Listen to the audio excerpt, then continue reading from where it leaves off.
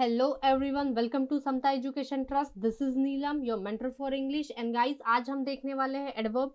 Last class में हमने tense complete किया था. टेंस से रिलेटेड जितने भी रूल्स एग्जाम में आते हैं एंड जिस तरीके के क्वेश्चंस एग्जाम में पूछे जाते हैं वो हमने डिस्कस किए थे. तो आज हम देखने वाले हैं एडवर्ब. तो as per the definition, adverb ऐसा वर्ड होता है या ऐसा फ्रेज होता है जो एक वर्ब को मॉडिफाई करता है, एक एडजेक्टिव को मॉडिफाई करता है एंड एडवर्ब खुद दूसरे एडवर्ब को भी मॉडिफाई करता है. जैसे हमने देखा था एडजेक्टिव. तो एडजेक्टिव ऐसा वर्ड था जो नाउन को क्वालिफाई करता था, जो नाउन के बारे में बताता था. सपोज मैंने कहा ब्रेव बॉय, तो यहां पर देखिए ये बॉय एक नाउन है एंड बॉय कैसा है, बॉय ब्रेव है, मतलब ये क्या हो जाएगा, एडजेक्टिव. तो ऐसा वर्ड जो नाउन को क्वालिफाई करे वो क्या हो रहा था, एडजेक्टिव. अब ऐसा वर्ड जो एडजेक्टिव को क्वालिफाई करे, मतलब कि एडजेक्टिव के बारे में बताए, वो क्या हो जाएगा, एडवर्ब. ऐसा वर्ड जो एक वर्ब के बारे में, वर्ब मतलब क्या होता है, एक्शन वर्ड, क्रिया जो हमने देखे थे सारे, तो एक एक्शन वर्ड के बारे में बताए वो भी क्या हो जाएगा, adverb.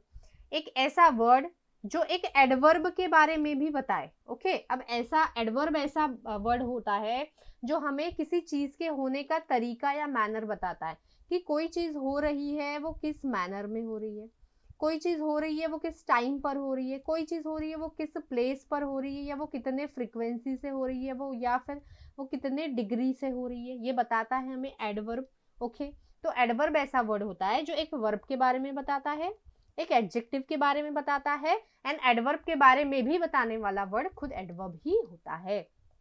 For example, she is walking slowly. तो यहाँ पर देखेंगे शी क्या कर रही है, वॉक.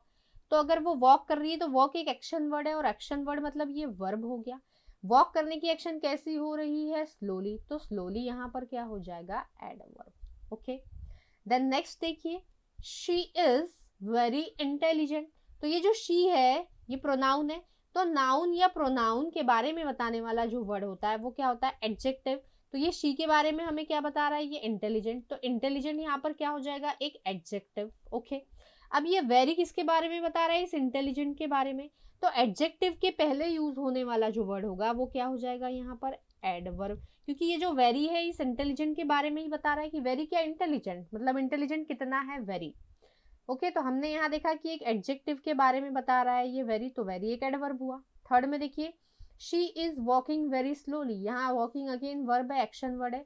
वॉक करने की एक्शन कैसे हो रही है, स्लोली हो रही है. तो स्लोली क्या हो जाएगा, एडवर्ब होगा, क्योंकि वर्ब के बारे में जो बताएगा वो एडवर्ब.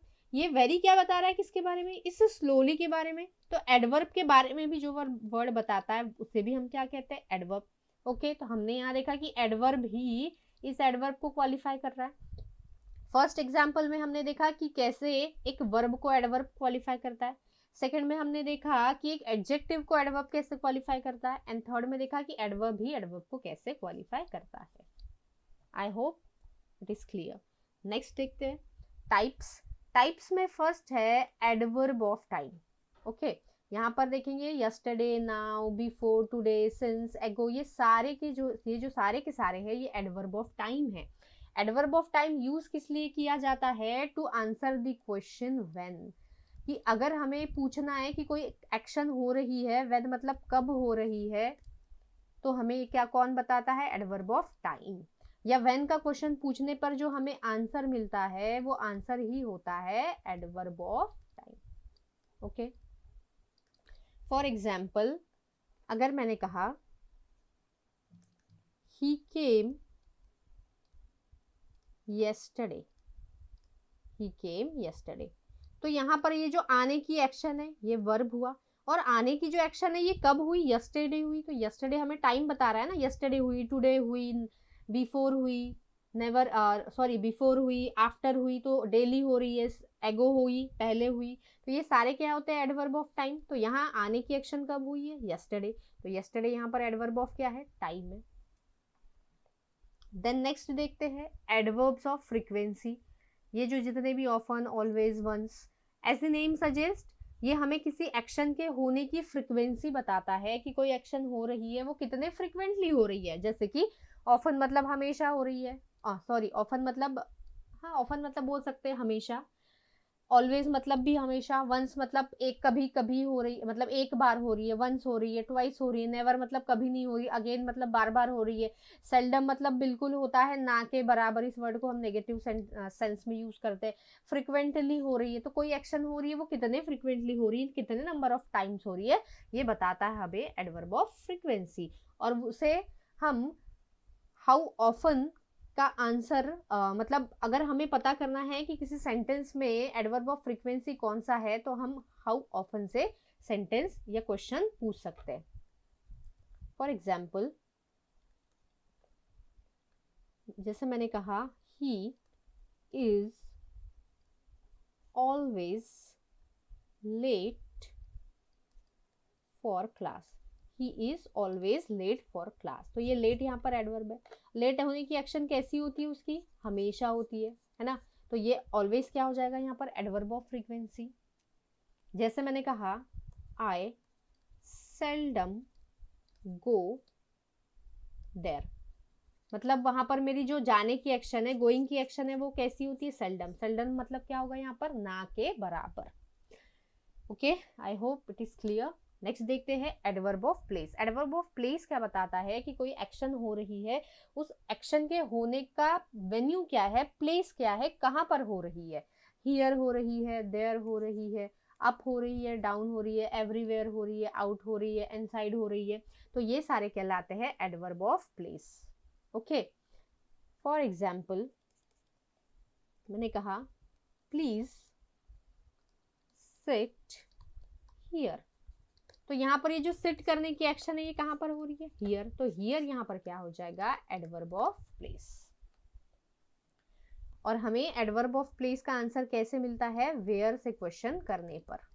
सपोज मैंने कहा प्लीज सिट, तो आपने पूछा वेयर, तो आपको यहाँ पर आंसर मिल जाएगा कहाँ, हियर।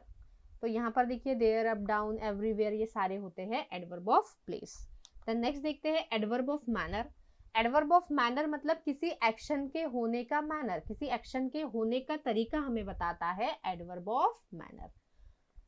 जैसे beautifully, bravely, badly, smartly, wonderfully, कि कोई एक्शन हो रही है किस तरीके से हो रही है, ये बताता है हमें एडवर्ब ऑफ मैनर। जैसे मैंने कहा, ही स्पीक्स, तो आप मुझसे क्या क्वेश्चन पूछ सकते हैं,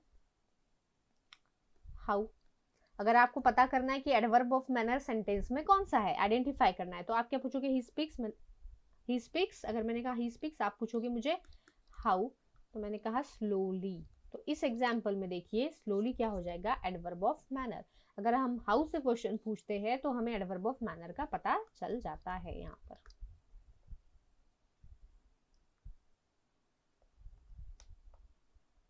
okay,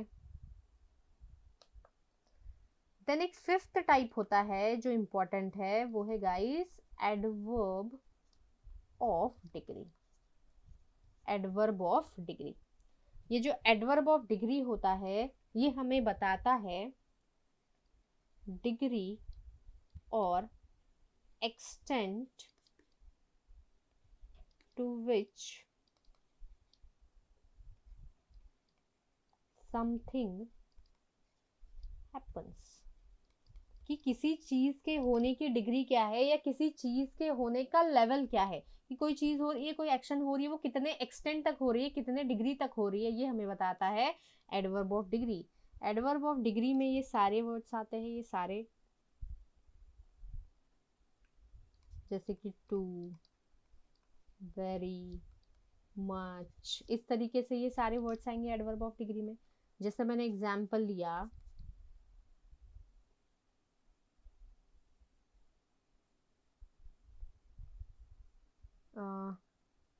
it was too dark for us to go out. It was too dark for us to go out. तो यहाँ पर देखेंगे, इट मतलब कि क्या हुआ, ये प्रोनाउन है, इट कैसा था, डार्क था, तो यहाँ पर ये डार्क क्या हो जाएगा, एडजेक्टिव। और डार्क होने की डिग्री, कितना डार्क था बाहर, 2 था, तो यहाँ पर ये क्या हो जाएगा, adverb of degree. I hope clear है। ओके, अगेन आई रिपीट कि एडवर्ब ऑफ डिग्री हमें बताता है कि कोई चीज हो रही है, उसके होने की डिग्री क्या है, उसका लेवल क्या है, कितने एक्सटेंट तक कोई चीज हो रही है। जैसे टू, वेरी, मच, इस तरीके के जो ये सारे एडवर्ब्स होते हैं, ये एडवर्ब ऑफ डिग्री के अंडर आते हैं। ओके, एग्जाम्पल में हमने देखा it was too dark, dark कितना था, 2 था, डार्कनेस का लेवल कितना था, 2, तो 2 क्या हो जाएगा यहाँ पर, adverb of degree. So I hope it is clear. Then next देखते हैं यूजेस ऑफ एडवर्ब। फर्स्ट है adverb too is use to show undesirable extremes. अब ये अनडिजायरेबल एक्सट्रीम्स मतलब क्या होता है कि ये जो एडवर्ब टू होता है ना, ये हमेशा हम यूज करते हैं नेगेटिव सेंस के लिए, नेगेटिव जब भी मीनिंग होता है किसी सेंटेंस का तब। जैसे यहाँ पर देखेंगे this student is to intelligent, तो यहाँ पर कोई भी नेगेटिव मीनिंग नहीं है, ये तो बिल्कुल पॉजिटिव सेंटेंस है, सही सेंटेंस है। तो this student is to intelligent नहीं, पॉजिटिव मतलब ये अच्छा सेंटेंस है, इसमें कोई नेगेटिव वाली बात नहीं है कि ये जो स्टूडेंट है ये बहुत ज्यादा इंटेलिजेंट है। तो यहाँ पर this student is to intelligent नहीं होगा, this student is very intelligent. कि जब भी हमें पॉजिटिव सेंस लाना है किसी सेंटेंस में तब हम यूज करेंगे वेरी का, और जब भी हमें नेगेटिव लाना होता है, जैसे मैंने कहा this student is too bad, तो ये सेंटेंस बिल्कुल सही है, क्योंकि इस सेंटेंस का सेंस जो है ये बिल्कुल नेगेटिव सेंस है कि ये जो स्टूडेंट है ये बहुत ज्यादा खराब है, तो बैड क्या है, नेगेटिव चीज है, तो इसलिए यहाँ पर ये टू बिल्कुल सही है, ये सेंटेंस बिल्कुल सही है। लेकिन टू इंटेलिजेंट है, ये तो पॉजिटिव वर्ड है, तो यहाँ पर वेरी आएगा। तो जब भी हमें पॉजिटिव सेंटेंस में यूज करना है तब हम वेरी का यूज करेंगे, और जब भी नेगेटिव सेंटेंस होंगे हमारे तब हम हमेशा टू का यूज करेंगे। नेक्स्ट देखते हैं। Then next is hard and hardly में डिफरेंस।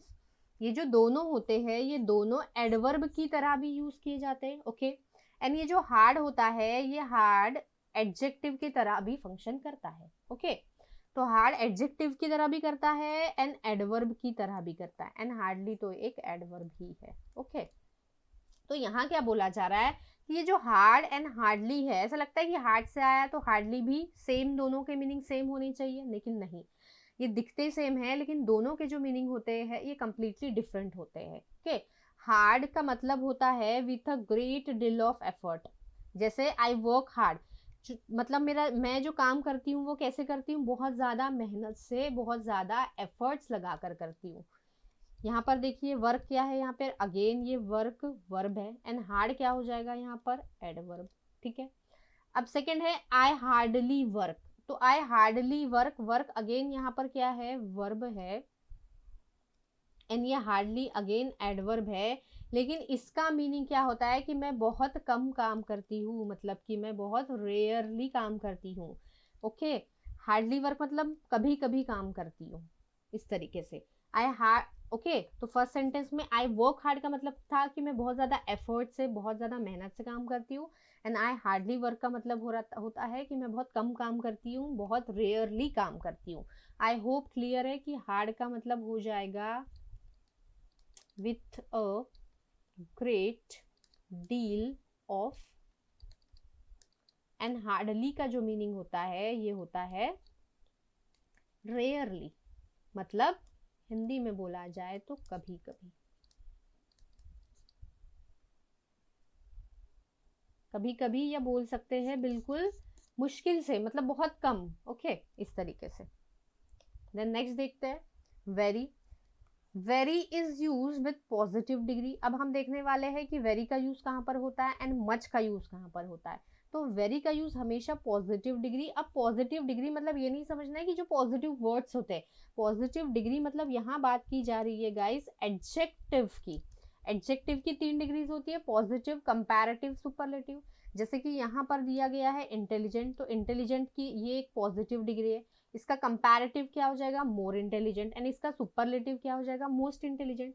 तो यहाँ पर देखिए अनुज इज वेरी इंटेलिजेंट। ओके, तो ये पॉजिटिव डिग्री है, ये एक एडजेक्टिव है, इसलिए हमने यूज किया इसके साथ वेरी का।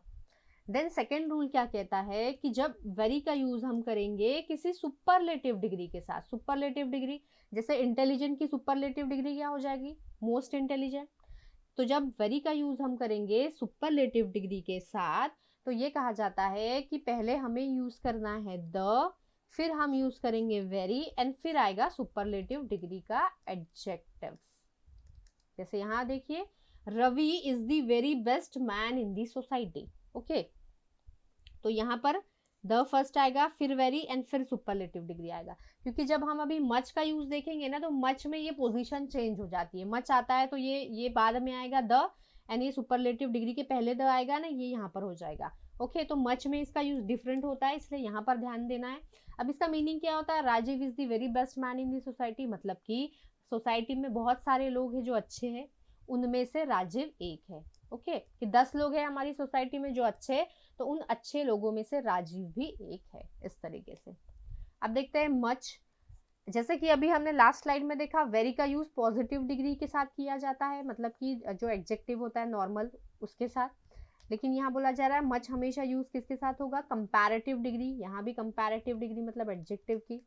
जैसे Ravi is much more intelligent than Arvind, तो यहाँ पर देखिए इंटेलिजेंट का कंपैरेटिव डिग्री मोर इंटेलिजेंट है। ओके, इसलिए हमने यहाँ पर यूज किया है मच। हम ऐसा नहीं कह सकते कि Ravi is very more intelligent than Arvind, तो यहाँ गलत हो जाएगा, क्योंकि ये कंपैरेटिव डिग्री है। यहाँ पर क्या आएगा? मच। देन नेक्स्ट देखिए, when much is used with superlative degree it should be used before the, कि जब मच का यूज सुपरलेटिव के साथ होगा तब मच पहले आएगा, देन द आएगा, एंड देन बेस्ट। अगर आपको लग रहा होगा कि ये द क्यों आ रहा है गाइस, तो ये जो सुपरलेटिव डिग्री होती है इसके पहले हमेशा ये द आर्टिकल आना जरूरी होता है, ये भी एक रूल है इसलिए।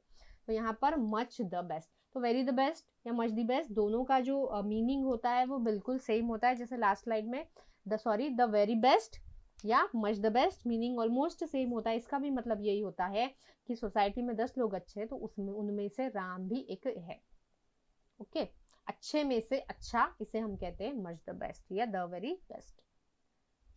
देन नेक्स्ट देखते हैं वेरी। अब का क्या कहा जा रहा है? Very is use with present participle. Very का यूज हम प्रेजेंट पार्टिसिपल के साथ करते हैं, एंड मच का जो यूज होता है वो हम करते हैं पास्ट पार्टिसिपल। अब ये present participle and past participle हम पढ़ चुके हैं। प्रेजेंट पार्टिसिपल किसे कहा जाता है? वर्ब की जो आईएनजी फॉर्म होती है। एंड पास्ट पार्टिसिपल मतलब वर्ब की थर्ड फॉर्म या तो लास्ट फॉर्म ऑफ वर्ब को हम कहते हैं पास्ट पार्टिसिपल। ओके, जैसे the show became very interesting, तो इंटरेस्टिंग ये वर्ब की आईएनजी फॉर्म है, और इसके पहले क्या आ गया? वेरी। तो आपने देखा ये प्रेजेंट पार्टिसिपल हो गया और उसके पहले वेरी आया है। यहाँ पर देखेंगे Anuj was much surprised at her, तो यहाँ देखेंगे सरप्राइज वर्ब की थर्ड फॉर्म है, मतलब कि ये क्या है? पास्ट पार्टिसिपल है, इसलिए इसके पहले मच आया, हमेशा याद रखना है। जैसे अगर मैंने यहाँ पर ऐसा लिख दिया कि Anuj was very surprise at her, तो देखने में सुनने में तो बहुत सही लगता है, लेकिन ग्रामेटिकली ये बिल्कुल गलत होता है। ओके, तो हमेशा याद रखना है कि पास्ट पार्टिसिपल के साथ मच का यूज होगा। देन नेक्स्ट देखते हैं, एक्सेप्शन है वेरी का गाइस कुछ, कि अभी हमने कहा कि वेरी का यूज तो प्रेजेंट पार्टिसिपल मतलब कि वर्ब की आईएनजी फॉर्म के साथ होना है, लेकिन कुछ एक्सेप्शन है। कुछ वर्ब्स के साथ वेरी का यूज थर्ड फॉर्म, मतलब वो वर्ब थर्ड फॉर्म में होते हुए भी वेरी का यूज उनके साथ किया जाता है, तो ये एक एक्सेप्शन है। ओके, जैसे कि very pleased, very tired, very dejected, very frightened, very shock, तो ये एक्सेप्शन है, लेकिन जनरली इनके अलावा वेरी का यूज हमेशा वर्ब की आईएनजी फॉर्म के साथ ही होगा। So I hope it is clear. Then next देखते हैं एडवर्ब एज का यूज देखेंगे। अब ये रूल क्या कहता है? The adverb as is used afterward regard, define, describe, treat, इन सभी के बाद एज का यूज किया जाना चाहिए। जैसे he is regarded as, it is defined as, described as, treated as, viewed as, known as, इस तरीके से एज का यूज। लेकिन ये पॉइंट कहता है कि एज का यूज इनके बाद कभी भी नहीं होना चाहिए। जैसे appointed as, chosen as, named as, elected as का कभी नहीं होगा। For example,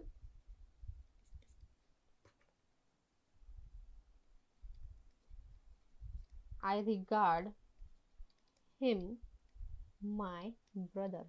I regard him my brother. तो यहाँ पर लगना चाहिए या नहीं लगना चाहिए रिगार्ड के बाद एज? यहाँ पर हमने देखा रिगार्ड के बाद तो आना चाहिए, तो क्या हो जाएगा, ये सेंटेंस बिल्कुल गलत हो जाएगा क्योंकि यहाँ पर एडवर्ब एज की जरूरत है। तो क्या हो जाएगा सेंटेंस, आई रिगार्ड हिम। तो ये ऑब्जेक्ट आने की वजह से यहाँ पर प्लेस नहीं कर पाएंगे हम, इसलिए क्या आ जाएगा यहाँ पर, I regard him as my brother. अगर मैं सेकेंड एग्जाम्पल कंसिडर करूँ, she is considered as the best dancer in the town। तो यहाँ पर देखिए क्या ये सेंटेंस सही होगा, कंसिडर्ड के बाद हमने एज लगा दिया, और हमने यहाँ देखा ये कंसिडर, इलेक्ट, इनके किसी के भी बाद एज नहीं आना चाहिए, मतलब कि ये सेंटेंस तो बिल्कुल गलत है क्योंकि यहाँ एज का यूज नहीं होगा, क्योंकि इन जितने भी ये वर्ड्स हैं इनके बाद एडवर्ब एज का यूज कभी भी नहीं किया जाता।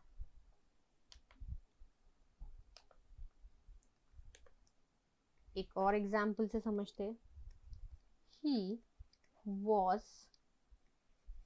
Elected as the secretary of our club। he was elected as the secretary of our club। तो यहाँ पर देखिए इलेक्टेड आया है, एंड अभी हमने देखा इलेक्टेड या कंसिडर्ड या अपॉइंटेड एज कभी नहीं होता, मतलब कि ये सेंटेंस गलत है क्योंकि यहाँ पर एज का यूज बिल्कुल नहीं हो सकता। नेक्स्ट यूज देखते हैं। नेक्स्ट है use of else and other. ये जो एडवर्ब है इनके बाद क्या बोला जा रहा है कि एल्स जो एडवर्ब है इसके बाद कभी भी मतलब हमेशा बट का यूज किया जाएगा, एंड अदर एंड अदरवाइज के साथ हमेशा दैन का यूज किया जाएगा। मतलब कि एल्स के बाद हमेशा बट आएगा, कभी भी इसके बाद दैन का यूज नहीं किया जाएगा, क्योंकि अगर एल्स के बाद दैन भी यूज करो तब भी वो सही लगता है, लेकिन वो बिल्कुल गलत यूज होता है। जैसे एग्जाम्पल देखिए, it is nothing else than sheer madness. तो यहाँ पर देखिए एल्स आया है, एंड एल्स के बाद हमने बोला बट आएगा, कभी दैन नहीं आएगा, तो यहाँ पर ये दैन नहीं, क्या हो जाएगा, बट शेयर मैडनेस। सेकेंड देखिए, she had no other alternative but stay here. अब देखिए हमने बोला कि जब अदर आएगा या अदरवाइज आएगा तो उसके बाद हमेशा दैन आना चाहिए, कभी भी इसके बाद बट नहीं आएगा। तो शी हैड नो अदर आया है और एन अदर के बाद बट नहीं आएगा, यहाँ पर गलत हो गया क्योंकि अदर एंड अदरवाइज के बाद क्या आनी चाहिए, दैन।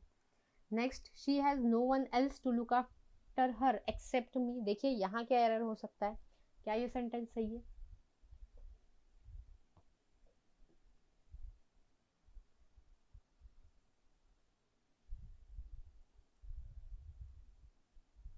बिल्कुल नहीं, बिल्कुल गलत है, क्योंकि अगेन यहाँ पर एल्स आया है एंड एल्स के बाद यहाँ क्या, एक्सेप्ट, बिल्कुल गलत है। क्या हो जाएगा यहाँ पर, but me. She has no one else to look after her but me, मतलब मेरे अलावा इसकी देखभाल करने वाला कोई नहीं। नेक्स्ट देखते हैं use of Fairlie and rather. Exam में जो क्वेश्चंस पूछे जाते हैं गाइस ये इसी कॉन्सेप्ट बेस होते हैं। अब बात करें फेयरली की एंड रैदर की,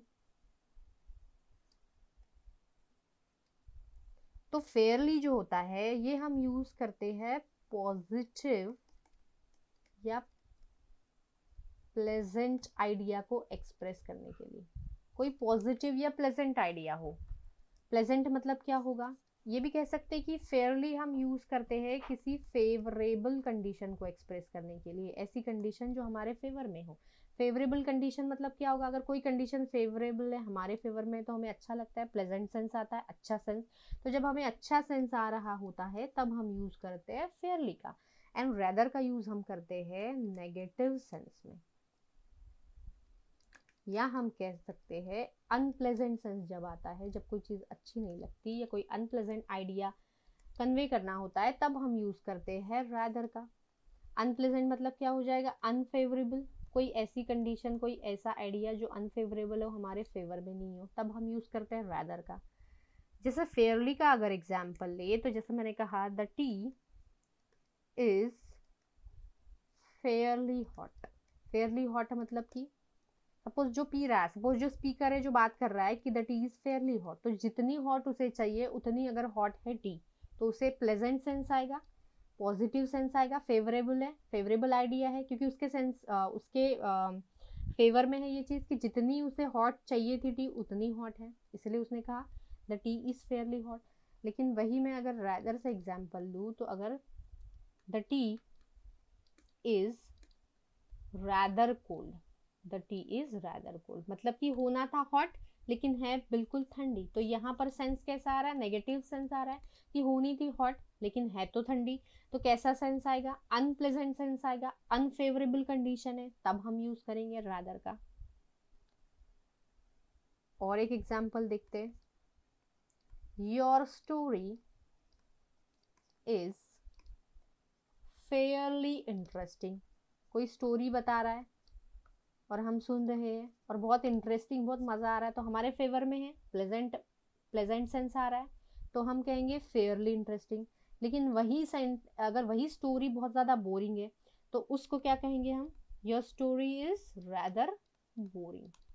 तो यहाँ पर हमें जो सेंस आ रहा है वो बिल्कुल अनप्लेजेंट है, अनफेवरेबल है, बिल्कुल सुनने की मन नहीं हो रही, इच्छा नहीं हो रही, बिल्कुल बोर हो रहा है, तब हम क्या कहेंगे, it is rather boring. So I hope it is clear कि फेयरली और रैदर का यूज हम कहाँ करेंगे। बस इतना याद रखना है कि जो फेवर में होता है, जो चीज जैसी होनी चाहिए वैसी होती है, तब हम यूज करते हैं फेयरली का, और जो चीज जैसी होनी चाहिए वैसी नहीं होती तब हम यूज करते हैं रैदर का। देन नेक्स्ट है कुछ इंपॉर्टेंट रूल्स एडवर्ब के, और क्वेश्चंस जो एग्जाम में पूछे जाते हैं इन्हीं एग्जाम्पल्स बेस्ड आते हैं, सॉरी इन्हीं रूल्स पे बेस्ड आते हैं। तो देखिए ये रूल क्या कहता है कि ये जो एडवर्ब ऑफ फ्रीक्वेंसी है सारे, always, usually, generally, sometimes, ever, never, often, seldom, ये सारे एडवर्ब ऑफ फ्रीक्वेंसी है कि कोई एक्शन हो रही है वो यूजुअली हो रही है, ऑलवेज हो रही है, रेयरली हो रही है, रेयरली, ये जो है ना रेयरली, हार्डली, सेल्डम, ये इन सभी ये जो होते हैं ये सारे हम नेगेटिव सेंस में यूज करते हैं, क्योंकि इनका मतलब होता है बहुत कम या ना के बराबर। ओके, तो ये रूल कहता है कि ये जितने भी एडवर्ब ऑफ फ्रीक्वेंसी है ये हमेशा जिस वर्ब को क्वालिफाई कर रहे हैं उस वर्ब के हमेशा पहले यूज किए जाएंगे, मतलब इनकी पोजीशन उस वर्ब के पहले आनी चाहिए, ना कि उस वर्ब के बाद। For example, I shop usually for groceries on Saturday morning. Okay, I shop usually for groceries on Saturday morning. तो यहाँ एडवर्ब ऑफ फ्रीक्वेंसी क्या है, यूजुअली है, ये एडवर्ब है, और यहाँ पर शॉप, अब ये शॉप एक नाउन भी होता है लेकिन शॉप यहाँ पर शॉपिंग की बात करती है कि मैं यूजुअली शॉपिंग जो है वो सैटरडे मॉर्निंग करती हूँ, तो यहाँ पर ये वर्ब है। तो ये रूल कहता है कि ये जो एडवर्ब है जिस वर्ब को क्वालिफाई कर रहा है, इस वर्ब के बारे में बता रहा है कि शॉप करने की एक्शन यूजुअली हो रही, तो हमें इस एडवर्ब को इस वर्ब के पहले प्लेस करना है। तो यहाँ पर ये जो प्लेसमेंट है, ये जो पोजीशन है, ये बिल्कुल गलत होगी, क्योंकि एडवर्ब ऑफ फ्रीक्वेंसी जो होगा वो हमेशा वर्ब के पहले यूज किया जाएगा ना कि बाद में। तो यहाँ क्या हो जाएगा, I usually shop for groceries. So I hope clear है। अगर सेकेंड एग्जाम्पल ले, he is late often for work, इसे हमेशा काम में देरी हो जाती है, या काम पे वो टाइम पर नहीं पहुंच पाता, हमेशा लेट हो जाता है। तो यहाँ पर देखेंगे ही इज लेट ऑफन, तो अगेन ये एडवर्ब है, सॉरी ये एडवर्ब है और ये यहाँ पर वर्ब है, तो यहाँ पर ये भी पोजीशन गलत हुई, पहले ऑफन आएगा बाद में यहाँ पर लेट आएगा। ओके, क्योंकि एडवर्ब ऑफ फ्रीक्वेंसी हमेशा वर्ब के पहले आता है, वर्ब के बाद नहीं।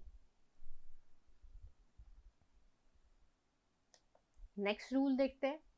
अब नेक्स्ट जो रूल है ये इनफ का रूल है, use of enough.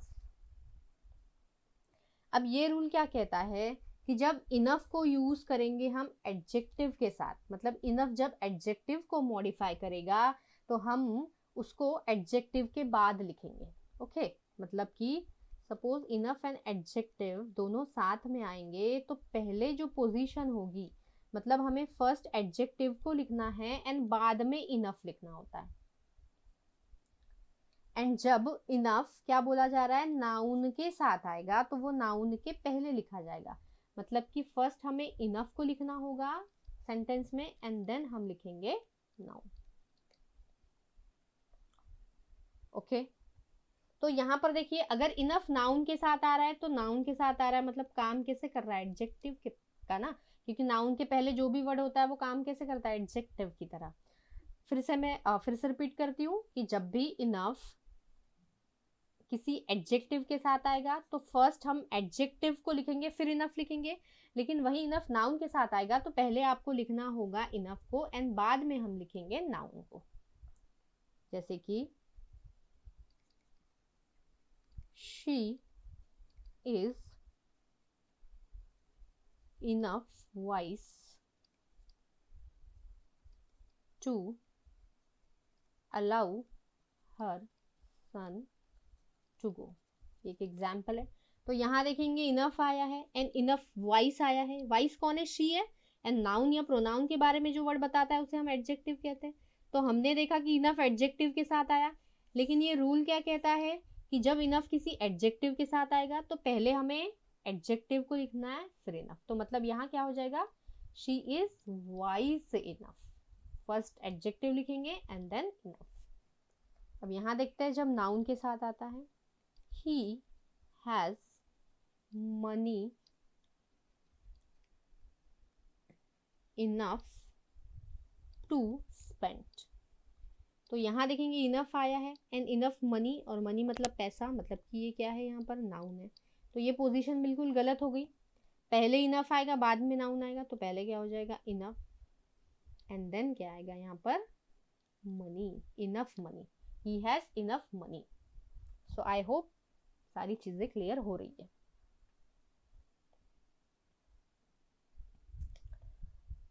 Then next देखते हैं use of too much and much to.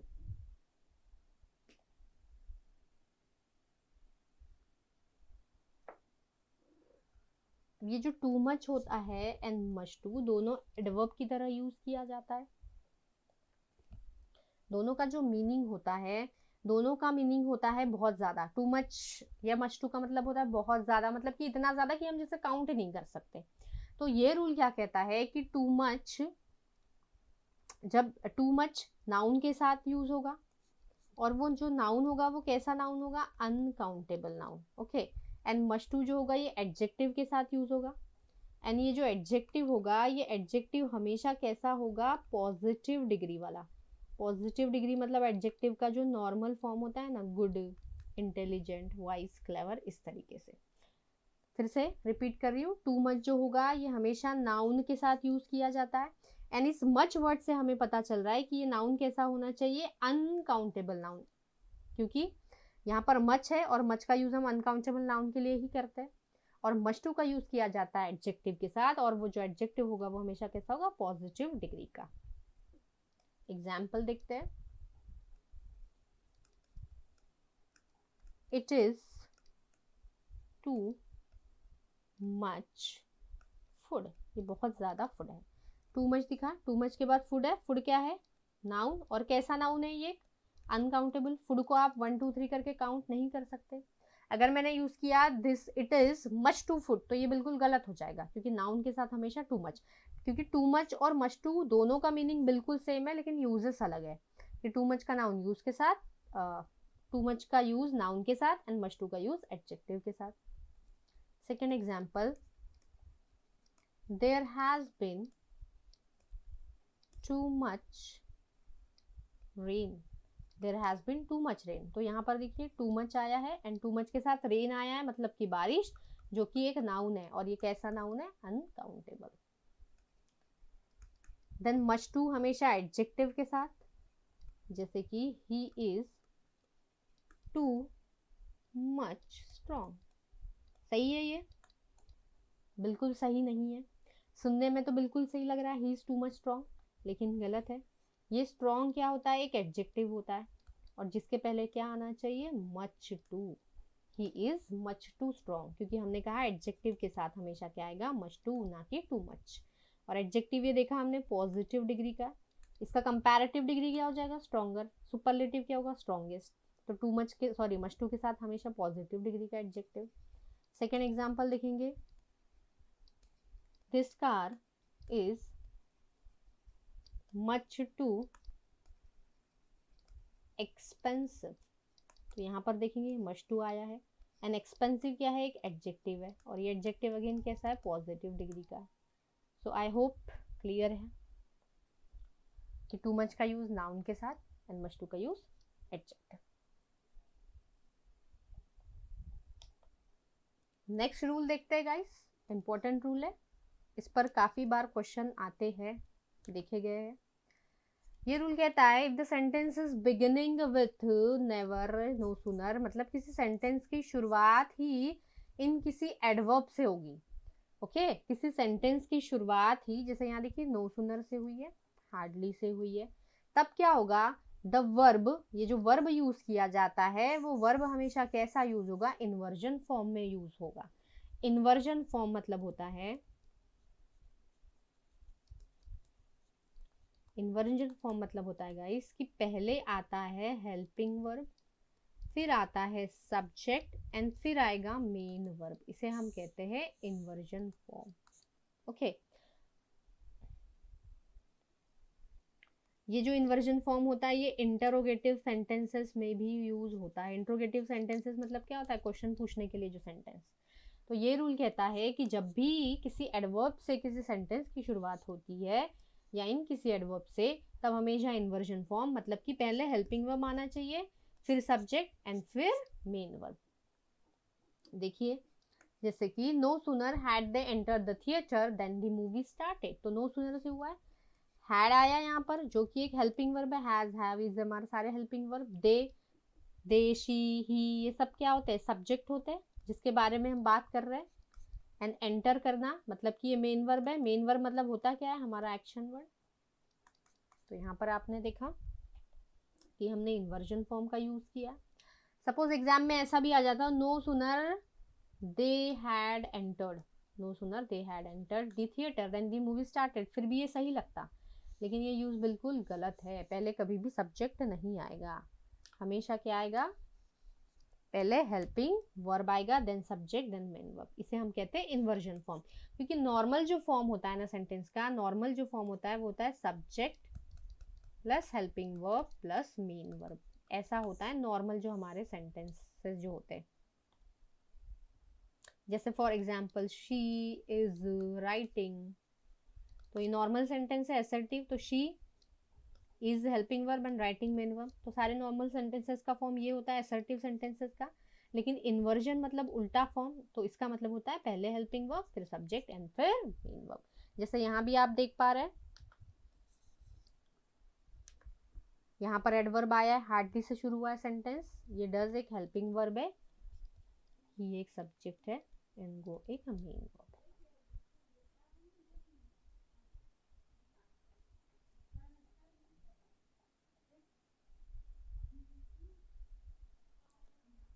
Next rule देखते हैं गाइस। नेक्स्ट रूल कहता है adverb such as never, seldom, nowhere, nothing, hardly, scarcely, barely, neither, ये सारे नेगेटिव होते हैं मीनिंग में। नेवर का मतलब कभी नहीं, सेल्डम मतलब बहुत कम मतलब ना के बराबर, नोवेयर मतलब कहीं नहीं, कुछ नहीं, हार्डली मतलब भी ना के बराबर, बहुत कम, स्केर्सली, बेरली, रेयरली, सभी का मीनिंग होता है बहुत कम, ना के बराबर, नीदर मतलब कोई नहीं, दो में से कोई भी नहीं। तो ये सारे नहीं नहीं मतलब ये नेगेटिव मीनिंग वाले वर्ड होते हैं। तो ये रूल कहता है कि अगर इन वर्ड्स का यूज कहीं पर हो रहा है तो इनके साथ कोई दूसरा और नेगेटिव वर्ड नहीं आ सकता, मतलब हमें नेगेटिव वर्ड, दो negative word, double negative word avoid करने होते हैं सेंटेंस में, नहीं तो सेंटेंस गलत हो जाता है, क्योंकि दो नेगेटिव वर्ड्स एक साथ कभी किसी सेंटेंस में नहीं आ सकते।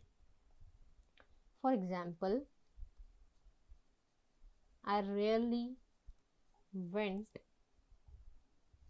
To meet nobody, I rarely went to meet nobody, ये rarely एक नेगेटिव मीनिंग वर्ड है जिसका मतलब होता है बहुत कम, ना के बराबर। एंड nobody मतलब कोई नहीं, नहीं नहीं दोनों वाले नहीं नहीं वर्ड है, तो ये बिल्कुल गलत हो गया, क्योंकि दो नेगेटिव वर्ड एक साथ किसी सेंटेंस में नहीं आएंगे। तो यहाँ nobody के प्लेस में हम क्या कर देंगे, इसे पॉजिटिव बनाने के लिए anybody, I rarely went to meet anybody।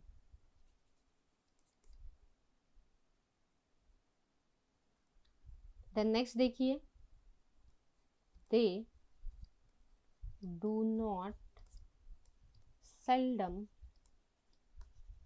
Come here, they do not seldom come here.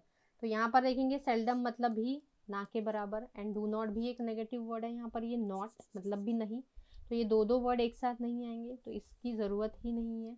क्या हो जाएगा, दे सेल्डम कम हियर, मतलब वो बहुत कम यहाँ आते हैं, वो बिल्कुल ना के बराबर यहाँ पर आते हैं। नेक्स्ट रूल देखते हैं। नेक्स्ट रूल जो है ये है एमपीटी रूल। एमपीटी मतलब कि adverb of manner, adverb of place and adverb of time हम कहते हैं, या इस रूल को शॉर्ट में कहा जाता है empty rule, adverb of manner, adverb of place and adverb of time. तो जब भी किसी सेंटेंस में ये तीनों एडवर्ब्स आते हैं तो सीक्वेंस जो होगा ये इस तरीके का होगा, मतलब आपको फर्स्ट एडवर्ब ऑफ मैनर लिखना होगा, देन एडवर्ब ऑफ प्लेस लिखना होता है, एंड देन लिखना होता है एडवर्ब ऑफ टाइम। एग्जाम्पल लिखिए, देखते हैं। Sorry, Aman carefully read the book yesterday at home. Aman carefully red the book yesterday at home। तो यहाँ पर देखिए अमन ने जो एक्शन की वो एक्शन क्या थी, रेड, और जो एक्शन वर्ड होता है, जो एक्शन हो रही है यहाँ पर पढ़ने की एक्शन हो रही है, ये मेन वर्ब है।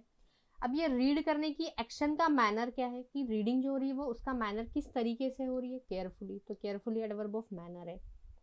ओके, अब ये जो रेड होने का टाइम है, ये टाइम कब था, कब पढ़ा उसने, यस्टरडे, तो ये एडवर्ब ऑफ क्या हो जाएगा, टाइम। एंड प्लेस क्या होगी, कहाँ पर, होम, तो होम क्या एडवर्ब ऑफ प्लेस। तो हमने देखा ये तो हो गया MTP, लेकिन हमें तो चाहिए MPT रूल, तो ये सेंटेंस क्या होगा, बिल्कुल गलत हो जाएगा। इसको सही कैसे बनाएंगे, तो हम पहले लिखेंगे सब्जेक्ट, उसके बाद हम लिखते हैं मेन वर्ब को, एंड मेन वर्ब के बाद हम MPT फॉलो करेंगे। तो Aman read the book carefully at home yesterday. Okay, Raman read the book carefully at home yesterday. तो यहाँ देखिए ये मेन वर्ब सबसे स्टार्टिंग में आना चाहिए, then adverb of manner, adverb of place, and this is adverb of time. तो ये हो गया हमारा MPT रूल।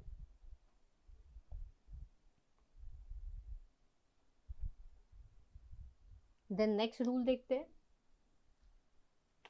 नेक्स्ट रूल कहता है do not use a preposition before an adverb, कि किसी भी प्रीपोजिशन को हमें एडवर्ब के पहले नहीं यूज करना है, हमेशा एडवर्ब फर्स्ट आएगा और सेकंड पोजीशन जो होगी या बाद में जो पोजीशन होगी वो किसकी होगी, प्रीपोजिशन की। For example,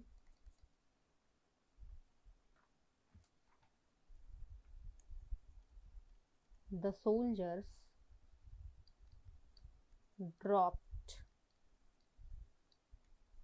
the packets of food over exactly, ये exactly है, ओके,